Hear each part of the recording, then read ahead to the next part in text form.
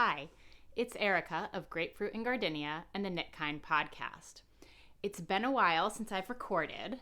As they say, life has happened. So I thought the best way to get back into recording some videos and sharing some of my knitted projects with you is just to jump in. Maybe we can pretend like it's been all summer, things have been crazy, and we're finally sitting across the table from each other at a knit night with a chance to catch up. I hope it feels like that to you. So what I'm wearing today is my love note. I finally finished it. It's a pretty quick knit, but is any knitting really quick? I knitted this pretty much to pattern, 3/4 length sleeves, pattern gauge, and holding double Malabrigo Arroyo in the color Cactus Flower and Chelsea Luxe Mohair in the color Peaches and Cream. As always, you can find out more about my projects on my Ravelry page, and my Ravelry profile is KnittyElf40.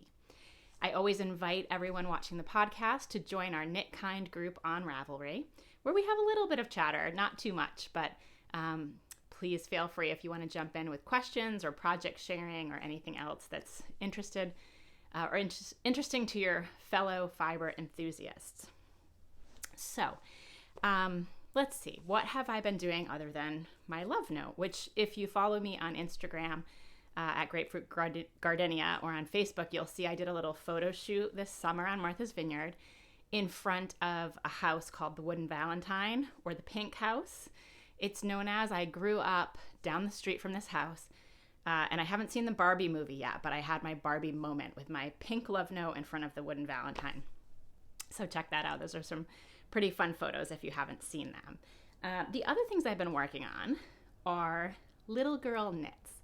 So I definitely love baby knits and child knits. Not only are they fast and adorable, but they're so sentimental. And I've talked a little bit about why I knit and that connection to people and heirloom knitting and things that can be passed down from generation to generation.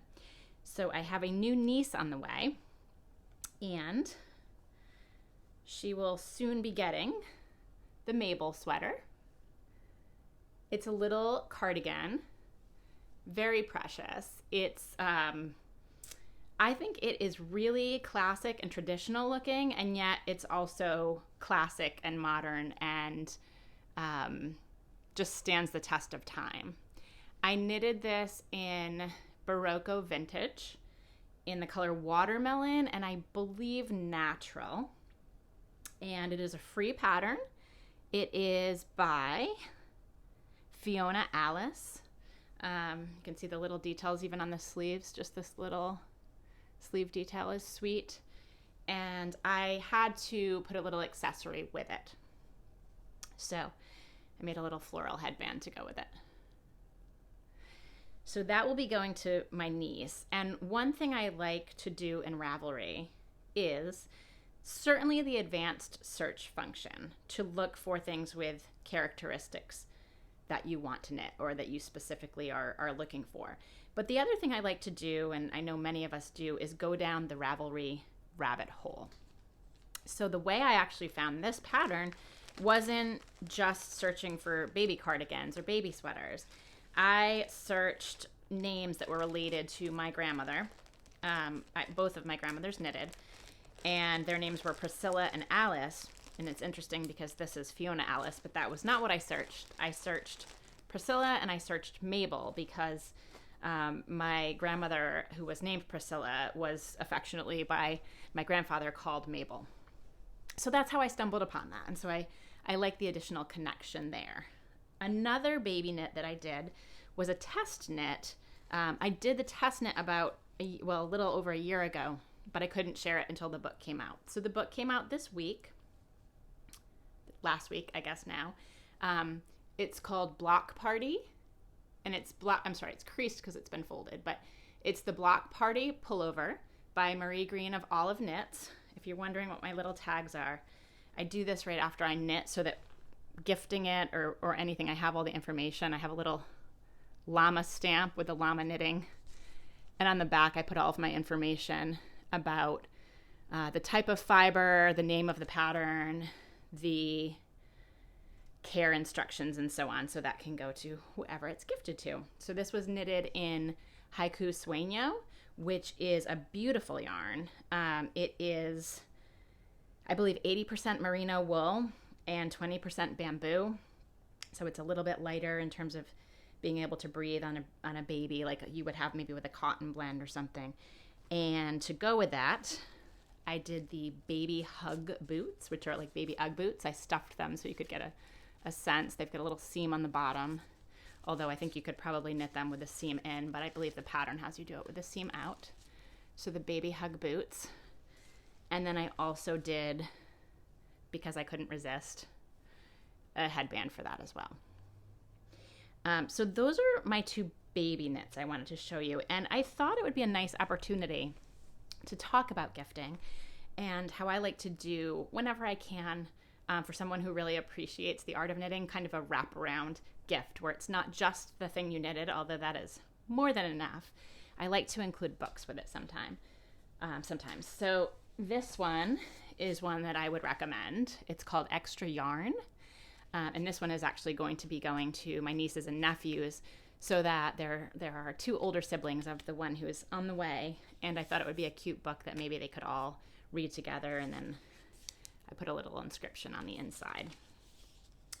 So that will be going to them. But I have a couple of others to recommend. One is, I think you can only buy it used now, or you can find a new copy. But it's out of print as far as I know, but it is Baba Black Sheep, and it's a special version. I don't want to mispronounce the name. Isa Trapani, you can see. And the thing about this story is, yes, it's our classic, Baba Black Sheep, have you any wool story, except it's also not. So each of the animals that are, I don't know if it's a farm but each of the animals comes asking for different things. And Baba Black Sheep keeps saying that they don't have, she doesn't have any. She has nothing of everything that they're asking for. And the animals get really upset with her, and they feel like she's not a good neighbor or member of their community.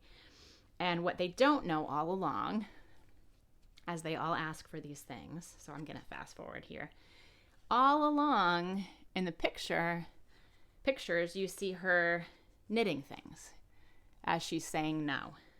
And what happens at the end is they come to her and they say, Baba Black Sheep, what a great surprise. We cannot believe our eyes. We all assumed that you didn't care, that you were selfish and wouldn't share. Now we see, and wow, are we impressed. You gave that which you give best.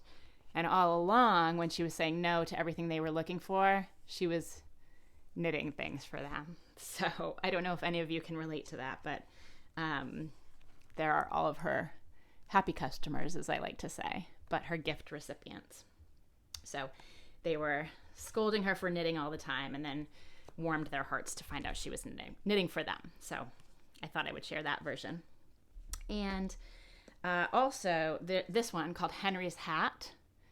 So this one went to my son last year because of two reasons. One, he is rather obsessed with chipmunks, and I had knitted him a chipmunk toy a few years ago when we moved, and he was sad to be leaving the chipmunks in our yard. And the other reason is I had also knitted him an aviator hat. And in this book, see if you can see, there's a chipmunk named Henry. This is his aviator hat. It gets lost, and there's quite an adventure, and he's very sad that his hat got lost, and in the end, I believe he gets his hat back. But here is a pattern that's in the book for the aviator hat and the chipmunk. The nice part for me was my son already had an aviator hat and a chipmunk, so I didn't have to do any knitting. He just got the book. But if you're looking for a special gift to tie in, you can get the book, go to the back to the patterns, make the chipmunk, make the hat. And this is actually a series.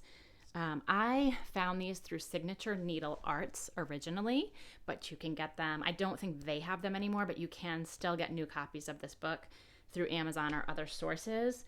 And it's Eric and Joanna Johnson. illustrated by Eric Johnson. A sweet series. There's one called Phoebe's Sweater, or Phoebe's Birthday, and then another one maybe I think called Phoebe's Sweater. So a whole series, if you're looking, they have different themes to them. The hat, the looking for when another baby's coming into the family. One has a knitted dress with it. So all kinds of fun things there for, I would say, babies through elementary school kids. And then this one is not specifically about knitting, but I picked it up, and it is about kindness, and my podcast or vlog is about knitting and kindness. So I thought I'd share this one too, called Have You Filled Your Bucket Today? And this is just a sweet one about filling your own bucket and filling other people's buckets and not taking out of their buckets. So I wanted to share that. Let's see. Those are my kid knits. So maybe what I will do is show you a little non-knit that I just started working on. I've mentioned on here before that I wanted to learn crochet. And I've dabbled with it a little bit. In fact, the headbands I showed you, the flowers on them are crocheted. Super easy. I just followed a tutorial for those. And I think at least in one of the two that I did, I linked to that in my Ravelry project. So if you're looking for a quick link on how to do the crocheted flower, I believe that's in there. I'll try to put it in the show notes if I can find which one I did. And then I really wanted to learn Tunisian crochet. So over the summer, my son, when he was having an opportunity to pick out, did he want a hat? Did he want a sweater? What was his next project going to be? He decided he wanted a pillow. And I thought about things that I could do, and it was kind of in the back of my mind. And then I remembered that he and I, a few years ago, during the pandemic, we Kool-Aid dyed yarn. We Kool-Aid dyed a whole bunch of yarn, and we never did anything with it after we dyed it. So you can see I have bags. We kind of wanted to do the rainbow as much as we could. And so I thought, you know what? That would be perfect for a pillow for him. We had used, and I will show you, all of those balls came from, I think, just 2 skeins of this Lion Brand Fisherman's Wool. You know, we needed natural dye or natural fiber, and we also wanted to be able to do the rainbow, so we got very good yardage here, and we wanted something that wasn't too expensive in case we totally botched the whole thing. And if I didn't say it already, we dyed it with Kool-Aid. So I've started his pillow in Tunisian crochet, and I was like, can you see there? That's probably a better view. If you can see what the Tunisian crochet stitch is like. This is just the very simple stitch that I was learning to do from TLC Yarn Crafts. So Tony Lipsy, if you are interested in crochet or Tunisian crochet, you can definitely check her out. There's a ton of free content. She also has a crochet academy, which I did try to do last year. I had some technical difficulties. It was probably more on my end, and I'm certainly going to revisit that at some point, but she's a great resource if you're looking for a crochet resource. So I wanted to share that little exploration. The other thing I'll tell you is it was really hard on my body.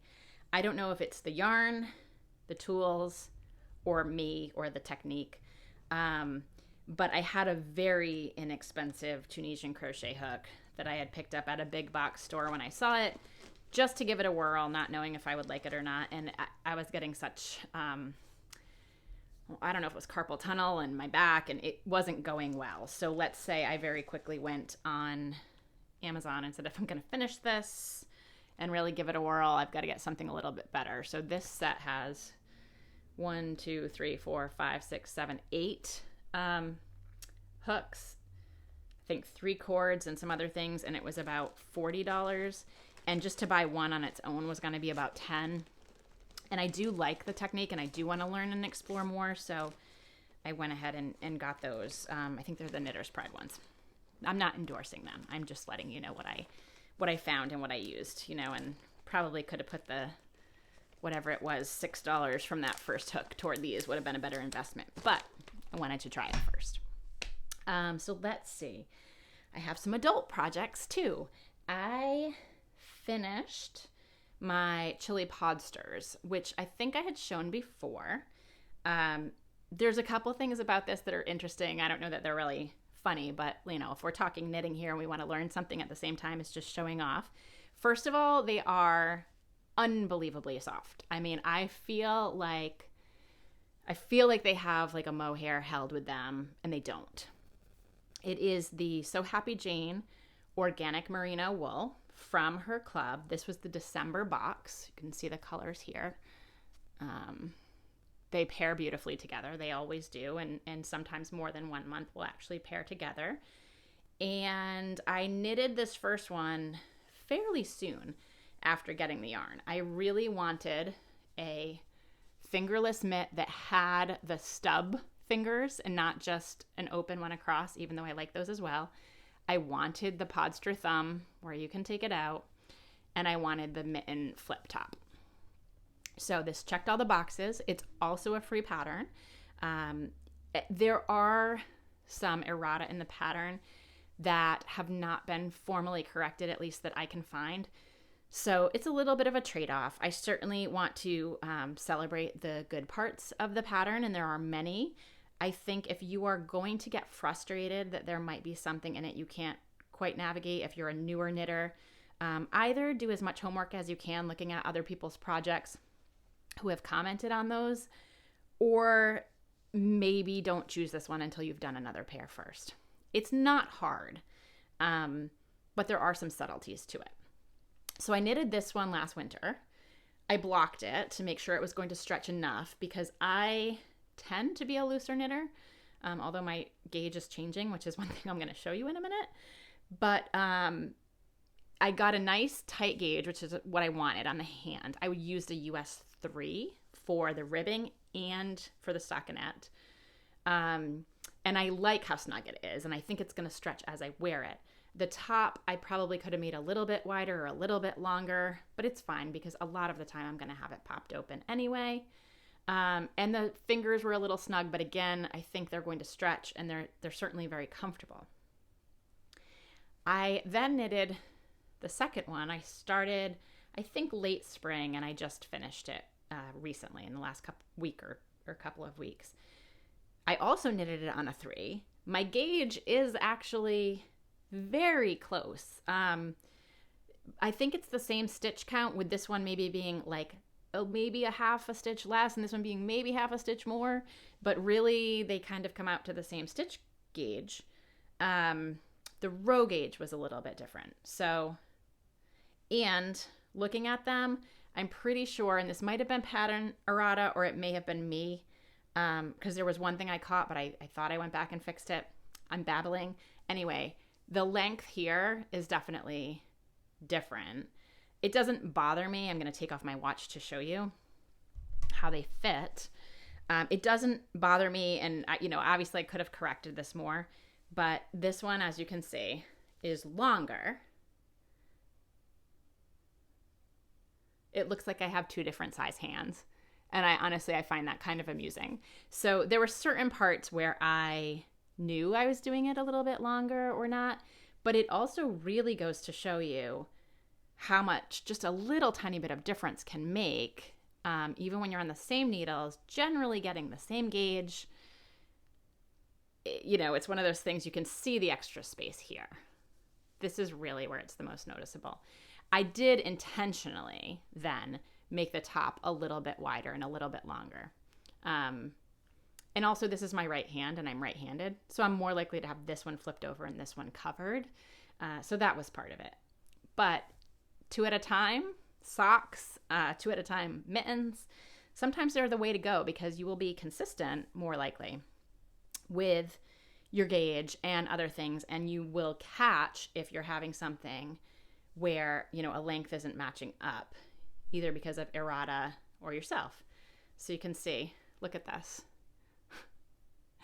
I think it's pretty funny, but it's also something that I'm very happy to live with. I'm so thrilled to have the finished object. The yarn is exceptional. It feels softer than anything, and I have them done before fall and winter.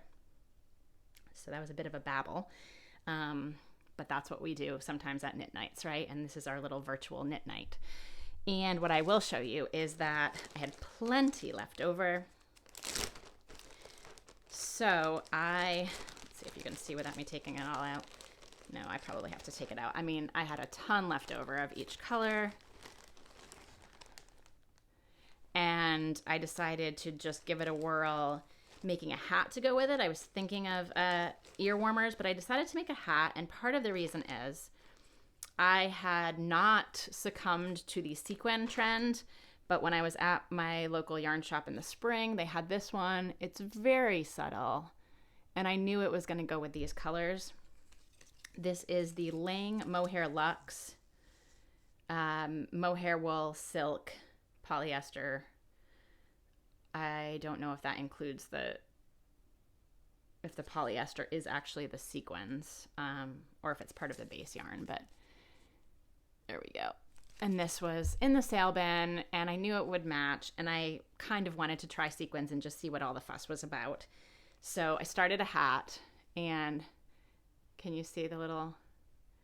It just reminded me of the way little tiny snowflakes would fall and give just that little bit of sparkle when it catches the light just right.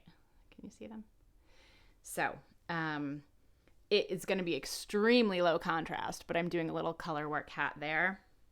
And I'm just using the snowflakes from the Moraine sweater by Tin Can Knits, which is a tried and true pattern that I have done at least 3 times.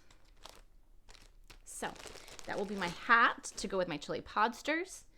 And then I also participated this summer in a knit along. So again, if you follow me on social media, you would have seen this.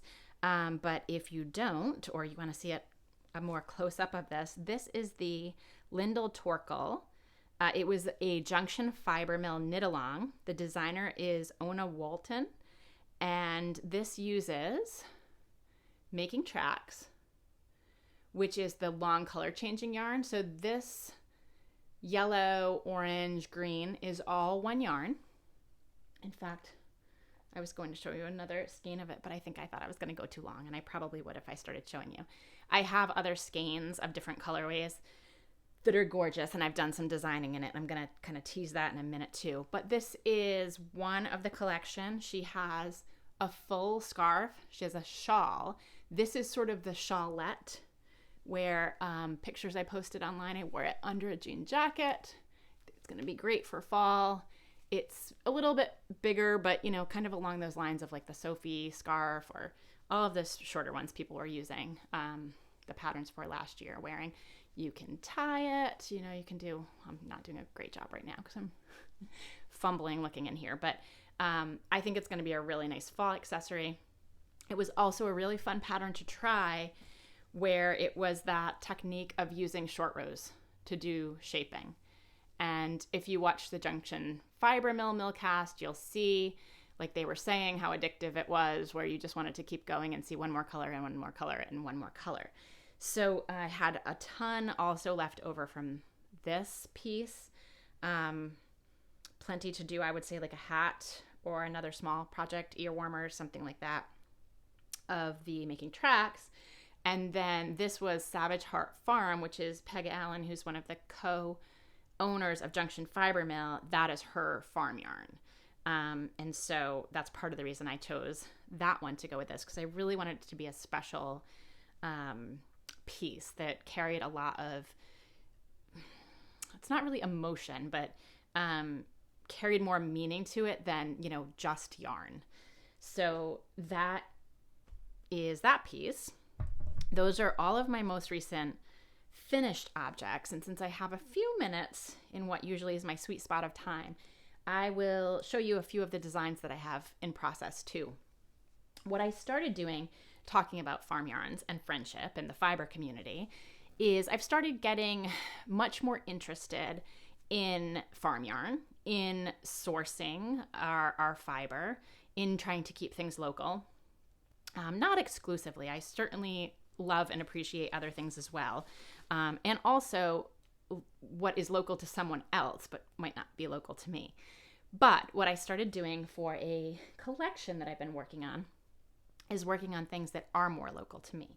So I already showed you the Junction Fiber Mill, so I'm going to start there. And this pattern actually just went to tech editing. And so at some point in the next few weeks or month or so, when I get that back and have worked through all the tech edits, I will be releasing this for test knitting after that. So stay tuned if you're interested in test knitting. This is going to be called, I think, the Nourishment Cowl.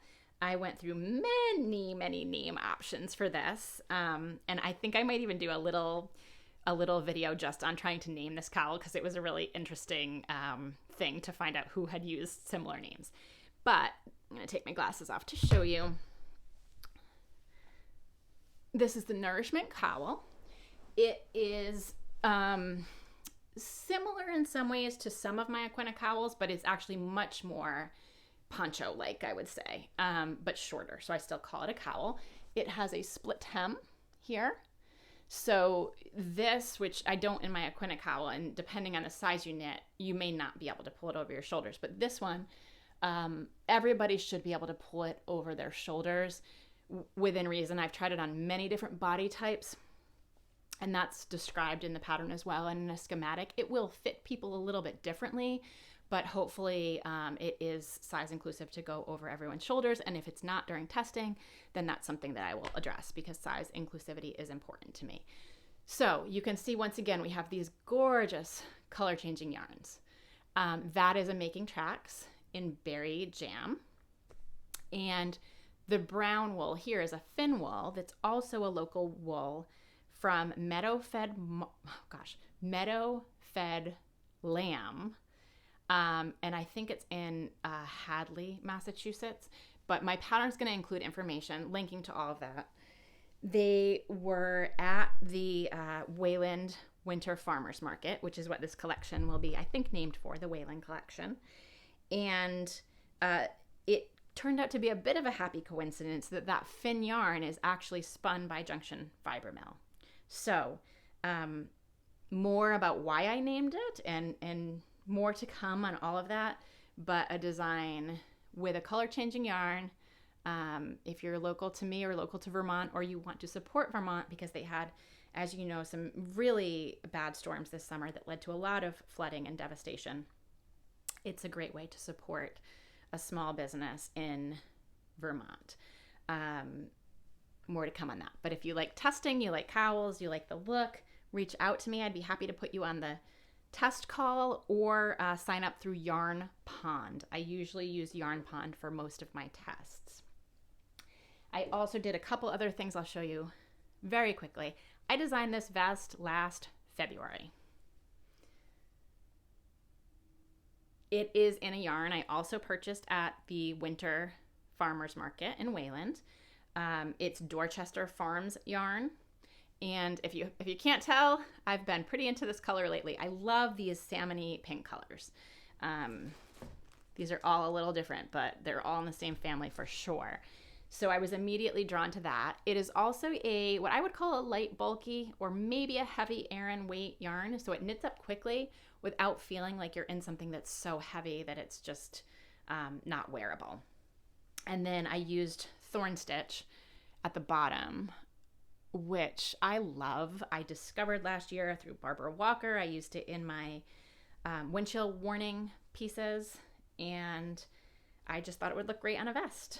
And so life happened. I intended to get this done last spring, and the theme was really life happened. I had a lot of things going on that just prevented me from, I got the pattern written, but they prevented me from getting it to the point that I wanted in terms of size inclusivity, and I wanted to get it right, and I still want to get it right.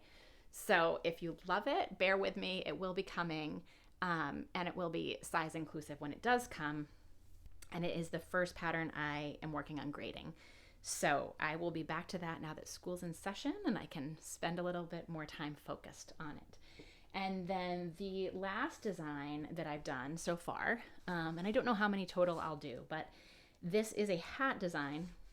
I had showed you on an earlier podcast the Bloom Woolens yarn, and I ended up picking that up at Gore Place, but I believe they were at the Winter Farmers Market in Wayland as well. So I love color work. I had a few different inspirations for this. In hindsight, I was thinking it was really a floral inspiration, but I think there's an architectural inspiration as well that I'll tell you more about later. And this is in the Bloom Woolens Aran weight yarn. It is just a simple little beanie in terms of its shape and its size. But it is 3 colors of color work being carried at the same time. And so I'm figuring out how I want to write that up. But although there's 4 colors, there's a gray down here that's hard to see because it's lower contrast. But in a lot of these rows, you are carrying 3 colors at a time. So I thought it was a nice way to let people test drive carrying 3 colors. And I did it at a slightly different gauge, and I've got a lifeline in here because I haven't trimmed it yet or anything, but I did it in the Jagger Spun or Jagger Spun. I've heard it pronounced both ways, so maybe I think it's Sue or Susan can tell us which way is the correct pronunciation, but they are also at Wayland Winter Farmers Market. I used their work in my, what was the name of the sweater? It's Sari Norland's pattern with the flowers across the top that I did in gray and pink and white. And I'm blanking on the name of it, but I used the same yarn for that as for this. I had gotten a lot of different colors to try to figure out what I wanted to do, and so I had nice options for color work. And I actually put a lifeline in. It looks like similar, like if you had done a provisional cast on, because I thought that the ribbing might be too loose and I wanted the ability to go back and redo it easily if I needed to. So it's just blocked. I haven't trimmed anything, but here's this one. And I just think it's cute. It's, it's nothing exceptional. I don't know if I should say that or not. It feels to me, but I do also like it. So sometimes when you do designs, it takes you a while and you have to step back to really figure out, do I like it enough to write it up and publish it? Was it a fun experiment, but it's not worth publishing? And that's kind of where I am trying to figure this out right now. But so let me know. Let me know what you think. What I do like about it is I do like that it's a fairly simple way to be able to take on that 3 color stranded knitting. And what I actually ended up doing is I had written a crown design and I decided, you know what, enough color work. Let's just keep it simple at the end. Part of that was because I did actually knit the crown design into this one at first, and it made an awkward shape. It wasn't sitting right with a combination of the size and the farm yarn being stiffer. And so it wasn't even salvageable as like a cute gnome looking thing. It was just didn't work. So I did a quick close up here, which is a really great crown type. I love design elements in a crown. But also sometimes there's something nice about being able to do a really long body and a quick close and you're done. And so if you don't know the quick close method, that is a great one, I think, to have in your arsenal or in your toolbox. And so what I did on here, it's a smaller, it's a finer yarn, right? This is I think it's supposed to be a worsted to an Aran, but it almost could even knit like a worsted or even a light worsted. There's so much flexibility, especially when you're doing color work and you know it's going to pull in, so you size up on needles. And so this one I could have fit a pattern here, but what I did is a quick close with a few extra rounds of knitting even in it. And again, because of all this color work, I just thought keep it simple. So that's a little preview of my Wayland collection, a little bit of what I've been knitting, maybe a little bit that will inspire you if you have some gifts to give for baby showers or family members or friends who have young ones, and my Tunisian crochet. I hope that you enjoyed all of that. You liked seeing my love note. If you enjoy the podcast, that you will subscribe and like, as you hear from everyone who does these. It does help with the algorithms that suggest podcasts to people. And knit kindly, live kindly, do something nice for someone else today. Say something nice. Remember that we don't always know what other people are going through. And the more we can assume positive intent and help lift each other up, the happier we'll be ourselves too. Have a great day, and I'll talk to you soon.